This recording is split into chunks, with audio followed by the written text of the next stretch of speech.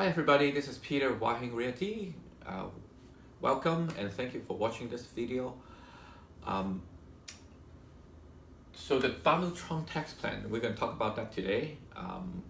Just letting you know, I'm not a tax accountant, I'm not a CPA, I'm not a subject matter expert, I'm just a real estate agent. If I say something wrong, don't sue me for it. So a lot of people ask me, well, since real estate and tax is kind of related, and they asked me to do a video regarding to the new tax plan, and I think it's a good idea. This is a good start. If you don't know anything about the tax plan, this will actually give you enough information to ask your accountant for details. How do you take advantage of it, or how do you avoid pitfalls and stuff like that. So let's get started. So the main takeaway is most of the people will have the tax lowered, but the people that most benefited from it is the people who have kids under 17 years of age, and number two, the renters. So because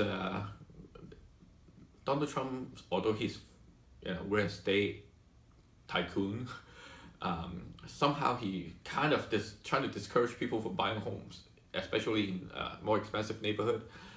So we're going to go over that. So number one, the takeaway is most of the people will get more money in their pockets. Number two is for me, right? So I own a business. The business tax for me, anything over $50,000 of net profit, I have to pay a 35% federal tax rate and another 11.3% California. So I pay about half of my net profit. And Christmas came early. I got 14% off from my income tax for my business, and the idea behind it is I'll spend a lot more money on marketing, advertising, that type of things, which I'm doing right now. So yeah, that may boost the economy, and everybody may be happier. More people get hired, that type of things.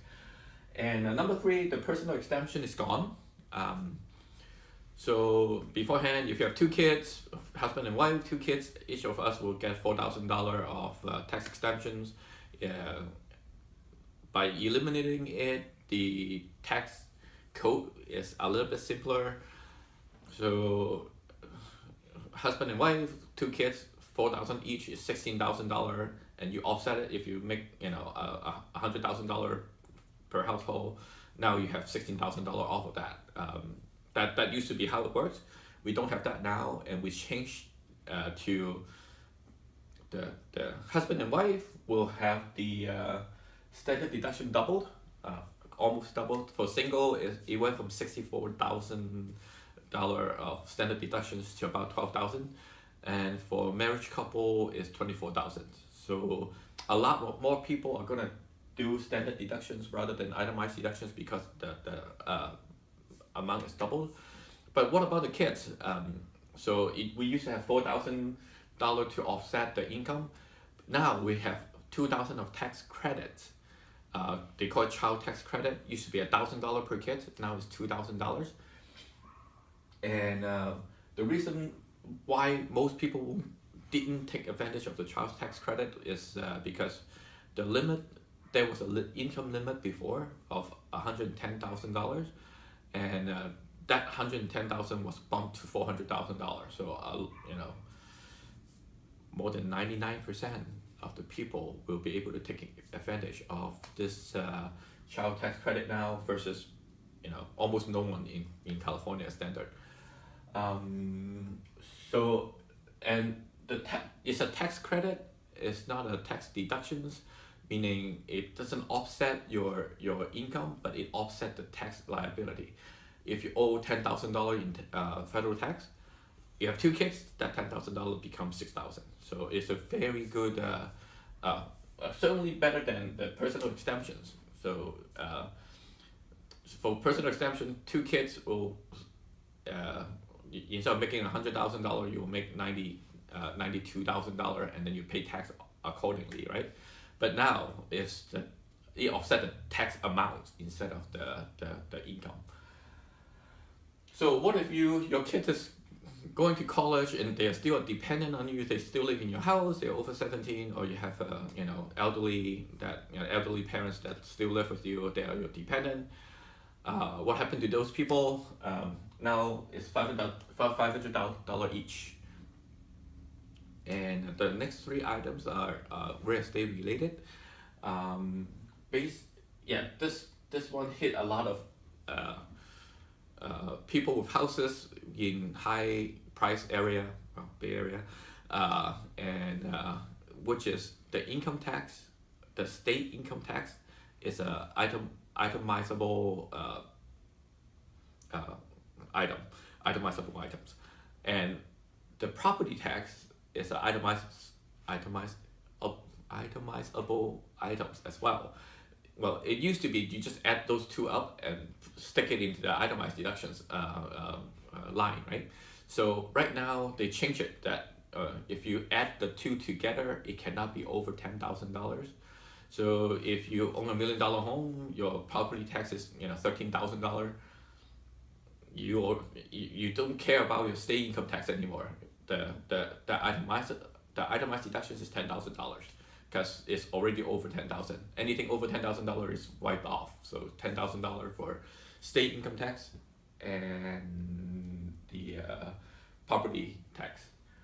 And the other stinger is the home equity line of credit is no longer tax deductible either.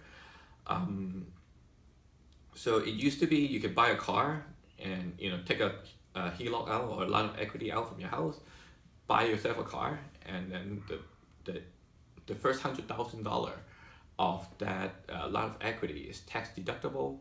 You can report it in as a mortgage interest, but they eliminated that in this tax plan. So number 9, the mortgage deduction is reduced as well. In 2017 and before, we can deduct up to $1 million in mortgage interest. He reduced it to $750.